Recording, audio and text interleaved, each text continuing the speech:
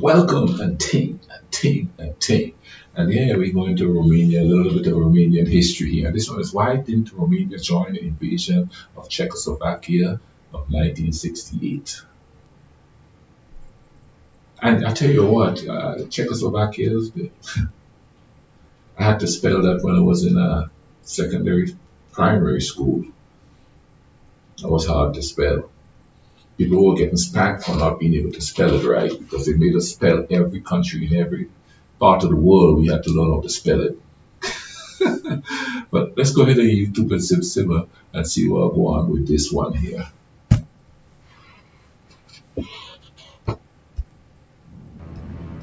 As the Soviet Union worked tirelessly to keep the Iron Curtain up and strong after the Second World War, Czechoslovakia became a threat to this objective. As a satellite state of the Union, Czechoslovakia was meant to remain a firm communist-led country, just like the rest of the Eastern Bloc. So when a new Czech government began a process of reform known as the Prague Spring, the Soviet Union quickly became concerned. In hopes of quelling these liberating reform efforts, the Soviets reached out to their Warsaw Pact allies to plan an invasion into Czechoslovakia and intervene. Poland, Bulgaria, East Germany, and Hungary subsequently threw their support behind this Soviet plan. But two nations refused to do so. Both Albania and Romania were unwilling to join the invasion, and Romania's Nicolae Ceaușescu went out of his way to condemn the operation. So what made Romania so unwilling to join the Warsaw Pact invasion of Czechoslovakia? First, let's rewind so we can understand what really happened in the Czechoslovakia Prague Spring. When Alexander Dubček succeeded Antonín Novotný as the first secretary of the Communist Party of Czechoslovakia on January 5, 1968, one of his main goals was to continue a process of liberalization reforms that had slowly begun. He quickly began to rectify previous policies to allow for more freedoms and less censorship, and wanted to establish a state run by socialism with a human face. After only a few months, Dubček had revised the constitution in favor of more civil rights, started a rehabilitation process for political dissidents during the Stalin era, and was working toward democratizing the government at the request of the people. These reforms were proving successful, and this time of newfound freedoms became known as the Prague Spring. Dubček was highly confident in his ability to continue these sweeping changes whilst maintaining stability and a socialist state. But So, that kind of explains it there.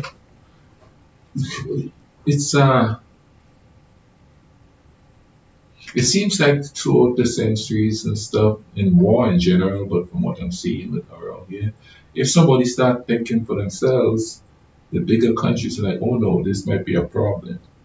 We gotta go take care of that. And they throw up some allies and then they do it.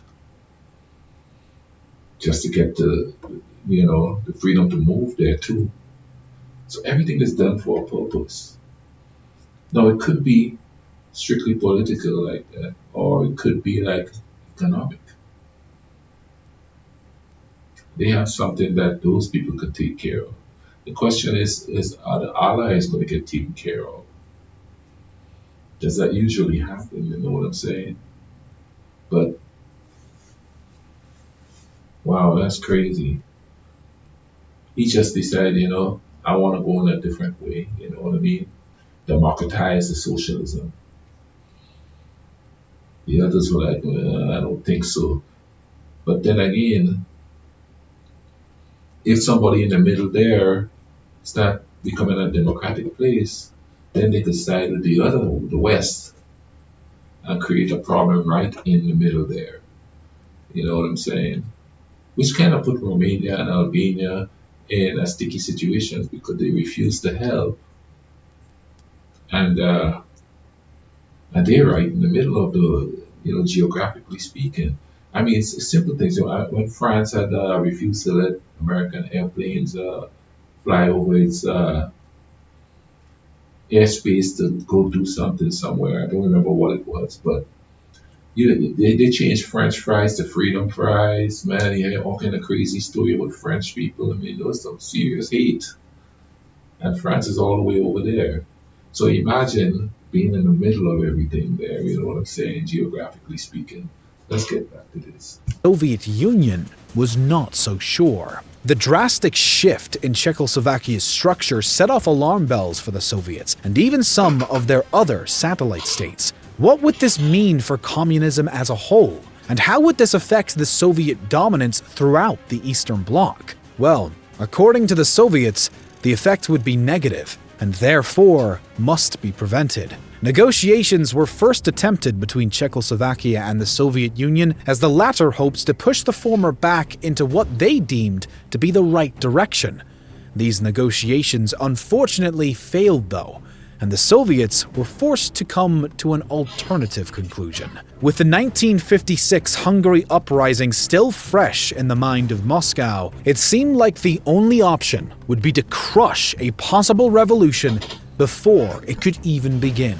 Almost ready to take action, the Soviets now reached out to some of their fellow Warsaw Pact allies to recruit support for their intervention to give a message of unity. The Warsaw Pact was a defense treaty that had been formed by the Soviet Union, Albania, Bulgaria, East Germany, Hungary, Poland, Romania, and actually Czechoslovakia as well. Much to the pleasure of the eager Soviets, 4 of these nations decided to join the cause and more or less bully their wavering ally into complying with the rest of the pact once again. Bulgaria, East Germany, Hungary, and Poland were now at the ready to intervene on behalf of the Soviet Union and the Communist bloc as a whole. But Albania and Romania were less willing. Albania was already at odds with the Soviet Union over political disagreements and relating to the Soviet Union's post-Stalin changes. When the rest of the Eastern Bloc began to discuss an invasion of Czechoslovakia to intervene with their politics, which the Soviets may have also wanted to do to Albania after the latter turned down suggestions for policy changes, Albania hit its breaking point with all of the Warsaw states. Enough was enough. And with the escalation of tensions, Albania formally withdrew from the Warsaw Pact in September of 1968. Romania was the other country that refused to participate in this planned invasion and was definitely not subtle about its opposition either. The Socialist Republic of Romania had been no more friendly with the Soviets than the Albanians were as of recent times, and their leader Ceaușescu had already voiced his support for the freedoms of Czechoslovakia. After declining to join his nation's allies for the invasion of Czechoslovakia, Romania's leader took his opinions public in Bucharest.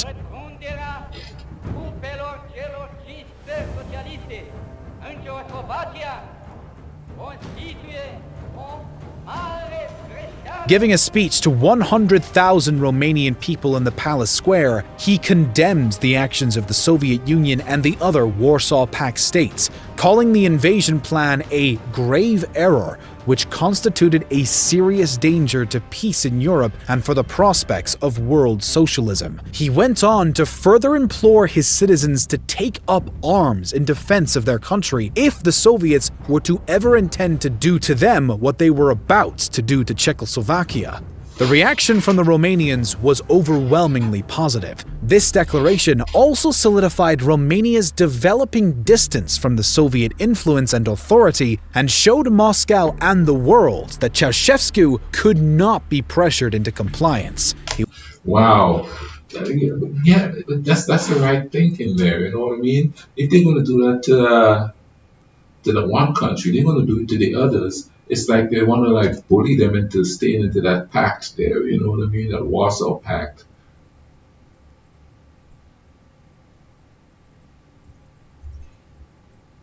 Because in essence, the Soviets had a stronghold on that region there. But you can't keep bullying people, man. Sooner or later, they're going to say enough is enough, you know what I mean? Even if they're smaller than you. They're going to, sooner or later, wow. Wow. I'm actually enjoying learning about this year. I didn't know about this either. Let's get back to this. He wasn't the only one either. In the West, Canada, Denmark, France, Paraguay, and the UK and US were all concerned by this sudden incursion and requested a session of the UN Security Council. The Soviet Union attempted to justify the invasion to their skeptics, saying that it was fraternal assistance for a fellow socialist state. This argument was not convincing enough, and the US ambassador to the UN even went as far in his condemnation to state that the kind of fraternal assistance that the Soviet Union is, according to Czechoslovakia, is the exact same kind that Cain gave to Abel. Despite all of these criticisms and opposition, the Soviets and their allies still invaded Czechoslovakia. We're surprised that the western part of the world is like, hey, wait a minute now, you can't do that, you know? In a way, they pounce in on a weakness. That's what they consider a weakness, you know? Oh, a couple of countries down there, they are going against what the Soviets want, you know? If we join them or back them up, we'll get a little foothold in that region. So on both sides, it's all about gaining territory. One is about keeping territory, one is about gaining territory. That's all that is, you know what I'm saying? When I was a kid and I heard people say they're doing stuff for human rights, to fix stuff, I used to believe it. But once it became a political thing, I don't believe it anymore. You know what I'm saying? I just don't. If ordinary people are helping ordinary people without any conditions, yeah. But anytime politics get involved, there's way too many conditions for me. Roughly 200,000 troops in total crossed the border on the night of August 20th. The local military didn't respond to this attack. Protesters continued to fight back and demonstrate, while journalists and radio stations refused to easily be silenced by the Soviets, but they too were overpowered. Many of Czechoslovakia's leaders were arrested and taken back to Moscow as the Warsaw State stomped out any rebellion they left behind. Even with all the foreign governments denouncing the invasion, no military action was taken to stop it from happening. A week after the invasion began, Dubček was returned to Czechoslovakia from Moscow, where he gave a heart-wrenching speech announcing that he had decided with the Soviets to put an end to the liberal reforms he had worked so hard for. This slowly destroyed the Dubček administration, and by the summer of 1969, he was ousted from his position in favor of another who helped serve the Soviets' agenda. This aggressive intervention was overall a risky endeavor for the East. Albania was lost from the Warsaw Pact, and Romania put a heavy wedge between its own republic and the rest of the Union and surrounding allies. For the next 2 decades, Romania stood as an increasingly independent nation from Moscow's authority, and the reason was made abundantly clear during Ceaușescu's bold Bucharest speech. He was convinced that the actions of the Soviets and the other Warsaw states were deeply flawed. For one, because he truly believed that it was not within the ethics of any socialist state to interfere in such a way with another. He also strictly denied the dominance of the Soviets over the rest of the bloc, saying plainly that no one can be an advisor or guide to another socialist state. The decisions must be made and processes carried out by the individual state, party, and people. The Romanian leader was in favor of independence within the bloc, both for his own nation and for his allies. This, coupled with the fact that Romania had already been attempting to sever some of its ties with Moscow, was enough to make Ceaușescu refuse to participate in and subsequently condemn the invasion of Czechoslovakia.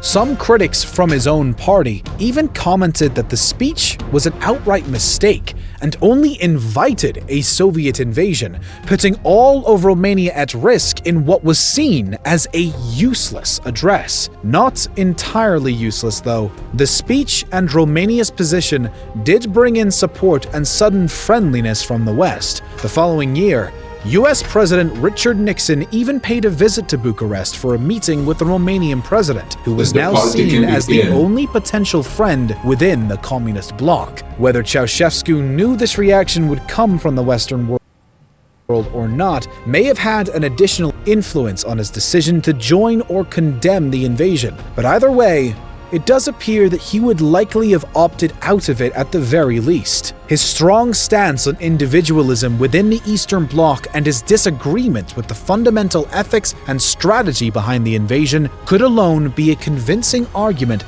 to reject a call to join the other Warsaw Pact states for an intervention. Wow. You have these leaders coming and going, and sometimes they do things that make you think, okay, they're really doing that. It's crazy, the dynamics of things. But since like the politics stuff, they like all the West punks on there. Oh yeah, it's a possible ally in that the Soviet bloc or region and things like that. As if the people themselves didn't have a part to play in it. You know what I mean? Because in Czechoslovakia, according to what was said here, the people wanted to go in a more democratic way. You know what I mean? But that's the things about people, the powerful places, though. You start thinking for yourself, they don't like that. Oh no, they don't like that because you as an ally in whatever region you are, like Grenada, all over there, it's beneficial to them. Or maybe it's just pure fear factor, like one of the reasons for the invasion of Grenada was if they were an airport, they were going to have MiGs flying out of there to hit America. You start thinking for yourself, nobody likes that. I hope you guys learned something from this. I did a little bit from it there, I'm just trying the comparisons between different peoples. So that when it comes to it, down to the nitty gritty, the people are the ones that's going to suffer the most. And they are not the ones that we have in mind when they start this war stuff. The speeches that was given is just the rhetoric to get people to follow them. And I'm not saying there's some people who come and they talk and they speak and it's good, just naturally good. That's not what I'm saying. But anymore, it's getting hard to figure out who have your best interest in mind or who is just have their own interest in mind. Anyway, man, I'll leave a link to this in the description so you could watch it. And I'll also leave a link up here. Oh, up here. It's up there. To videos that I reacted to on Romania. Go check them out, alright? Comment, drop a like on there. In the meantime, y'all take care of each other. Cool runnings.